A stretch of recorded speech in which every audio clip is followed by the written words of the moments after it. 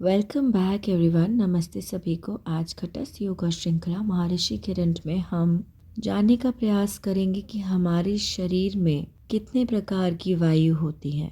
महर्षि किरण बतलाते हैं कि हमारे शरीर में 10 प्रकार की वायु होती है। प्राण, अपान, समान, उदान, व्यान, नाग, कूर्म, क्रकल, देवदत्त, धनंजय। अच्छा, यहाँ पर जानने योग्य बात यह है कि जो हम बोलचाल की भाषा में प्राण शक्ति और प्राण शब्द का इस्तेमाल करते हैं वह वास्तव में महाप्राण है।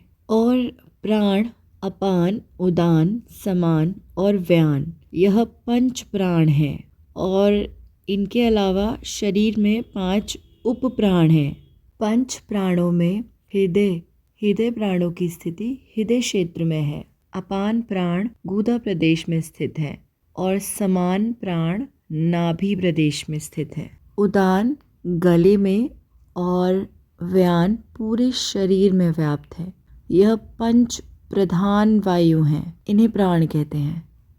और पंच प्राणों के अलावा उप प्राणों के भी विभिन्न कार्य होते हैं, जैसे कि डकार लेने की जो क्रिया होती है उसमें नाग वायु कार्य करती है और आँखों को खोलने और बंद करने की क्रिया में कूर्म वायु कार्य करती है और छींकने की जो क्रिया होती है वह क्रिकल वायु से होती है और जम्भाई की जो क्रिया होती है वह देवदत्त द्वारा होती है। और मृत्यु के उपरांत भी शरीर में जो गर्माहट रहती है वह धनंजय वायु की वजह से रहती है। योग की विचारधारा के अनुसार हर एक शारीरिक क्रिया के पीछे एक शक्ति माध्यम बनती है और उस शक्ति को शारीरिक स्तर पर हम उद्दीपन कह सकते हैं। और उद्दीपन प्रक्रिया भी प्रेरक भी हो सकती है और संवेदी भी हो सकती है। और हमारे शरीर की क्रिया प्रतिक्रियाओं के पीछे जो शक्ति कार्य करती है और स्वैच्छिक क्रियाओं का संचालन करती है, योग में इन्हें उपवायु के रूप में देखा गया है। और यह ध्यान रखना ज़रूरी है कि प्रत्येक उपवायु का संबंध एक प्राण के साथ होता है, जैसे कि नाग का संबंध समान के साथ है और आँखों की पलकें झपकने की क्रिया जो कूर्म वायु द्वारा संपन्न होती है उदान से संबंधित है। और छींकने की क्रिया मतलब क्रिकल वायु का संबंध प्राण से है।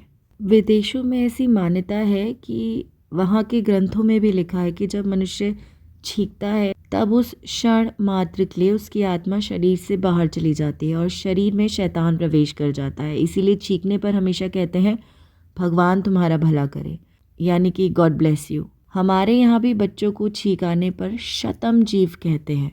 यह प्रथा है और पता नहीं इस सब के पीछे क्या रहस्य है, कहना कठिन है, लेकिन हो सकता है धारणा रही हो कि जिस क्षण प्राण वायु बाहर निकल रही हो उस क्षण सकारात्मक विचार अंदर डाला जाए। लेकिन यह धारणा पहले से ही है, इसका मतलब है कि जानकारी उस समय भी रही होगी कि इस क्रिया का संबंध प्राण से है। और जब हम प्राणों को एक छींक में बाहर करते हैं तब क्षण मात्रा के लिए शून्य उत्पन्न हो जाता है और शून्य की स्थिति यदि बनी रहे तो हो सकता है मृत्यु प्राप्त हो।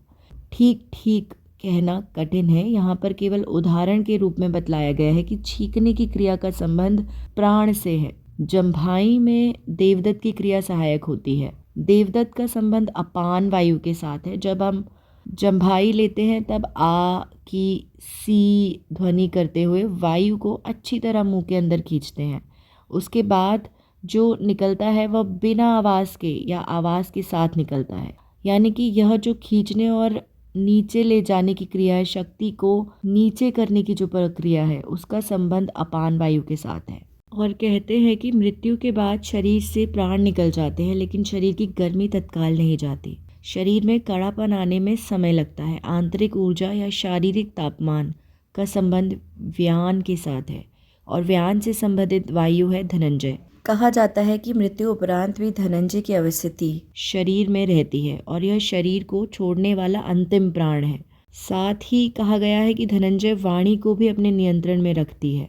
यहाँ तक सुनने के लिए धन्यवाद। अब कल जारी रखेंगे।